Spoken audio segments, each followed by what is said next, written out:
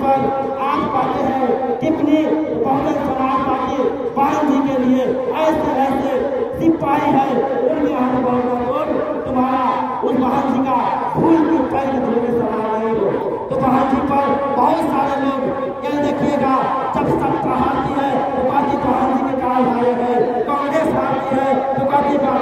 भाजपा के विरोध हारे हैं, कांग्रेस आती है तो कहती भाजपा के विरोध हारे हैं। अरे मेरे कांग्रेस के लोग और मेरे बीजेपी के लोग, अरे भाजपा आरएसएस के लोग, यानी आरजेडी और सपा के लोग, अगर बहन जी हमारे से हस्ती है और तुम बहन जी के झंडे को उठाता है, आओ सभी लोग बहन जी के झंडे को विलय कर जाओ और बहन जी के साथ सुर में सुर मिला कर अपने आवाज बुलंद करें और देश की सत्ता पर कब्जा करें। क्योंकि जब तक देश की कुर्सी पर हमारे लोग की सत्ता नहीं होगी तब तक हमें कुछ नहीं होगा। हमारी पार्टी जब जिस दिन आएगी गरीबों के लिए